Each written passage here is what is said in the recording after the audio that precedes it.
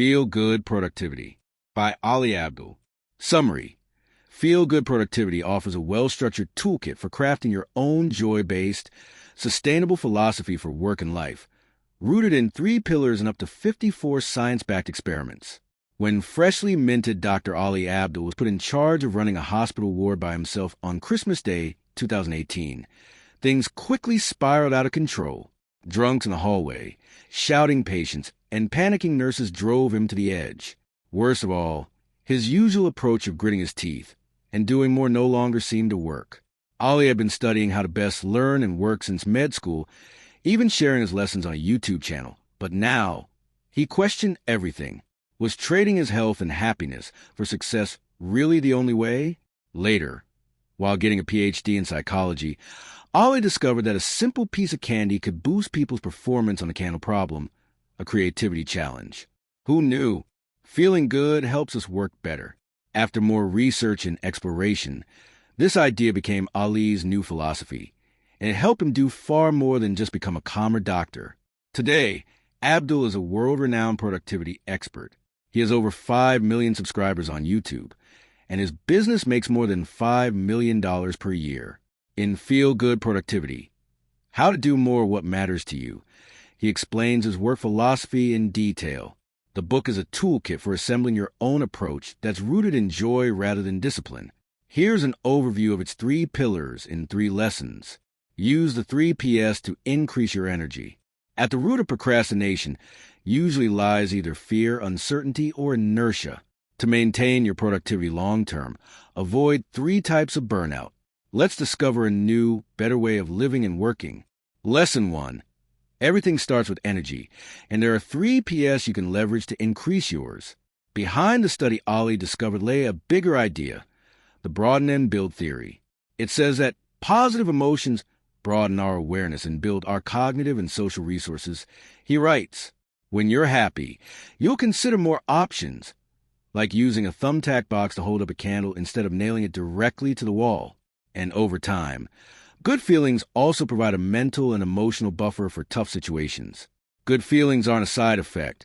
They're the very thing that supplies us with energy, and it takes energy to do anything. Ali explains there are 3 ways to energize ourselves. Play. Seriousness makes us tense. And when we are tense, we rarely do our best work. Power. This is about confidence, not control. We need to feel empowered to shape our lives and work. People. Nothing motivates us like the right people who naturally lift us up through their mere presence. To implement these ideas, Ali suggests multiple experiments in each chapter. With play, for example, you could turn your work into a video game-like adventure or lower the stakes, so you'll have more fun. Confidence is a matter of mastering hard skills and taking responsibility for your situation. Finally, many of us already have the right people in our lives. We just need to offer and ask for help more often. When your batteries are empty, go back to the 3 Ps. Bring some play, power, and people back into your life, and watch your energy return. Lesson 2. The most common productivity blockers are fear, uncertainty, and inertia, and they each have one specific remedy. If you've ever had a day where you felt full of energy yet got nothing done, you know there's more to work than vitality. Ali relates the story of someone who observed Leonardo da Vinci while painting the Last Supper. He would go for 2, 3, or 4 days without touching his brush, but spending several hours a day in front of the work, his arms folded, examining and criticizing the figures to himself. The contemporary noted, procrastination always has a deeper root cause. Ali believes the 3 most common ones are uncertainty, fear, and inertia. Luckily, they each have a remedy, too. Clarity. Figuring out what exactly you have to do often only takes a few simple questions, like why, how, what, and when. Courage. Everyone is afraid sometimes, but we're also all living proof that fear can be overcome. Get started. The most important part when you're stuck is to literally do anything. Objects in motion tend to stay in motion. To crack a tough nut at work, one solution could be nice goals. They are near-term, input-based, controllable, and energizing. Spend an hour optimizing your resume. For example, instead of just writing down, get promoted. Courage comes from understanding, reducing, and eventually moving past our fear, Ali says. You can do so by probing your fear with questions like, why haven't I started? And will this fear even matter 10 years from now? Finally, make a small change, any change, to get started on the right path. Momentum begets momentum.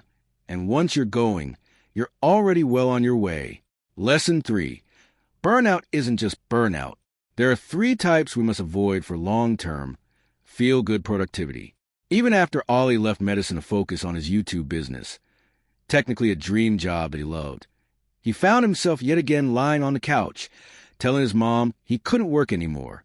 It sounds like you're going through burnout, she told him. Ali began researching what burnout even means. As it turns out, it's more complex than working too many hours. Eventually, he discovered 3 types. Overexertion.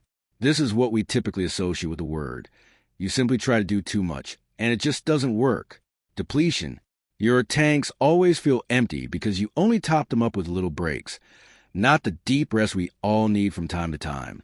Misalignment. Over time, a gap has grown between you and your work. It no longer feels meaningful, and that's why you're tired. If we want to sustain our feel-good productivity in the long run, we must approach burnout head-on by conserving, recharging, and realigning along the way. That requires committing to fewer tasks, spending time in nature, and regularly thinking about where our life is headed, among other things. Ultimately, it's about remembering that life is about the big picture, not how many boxes you can check on any given day. If you can tap into what makes you feel most energized and alive, you can get anywhere, Ali writes. And best of all, you can enjoy the journey too.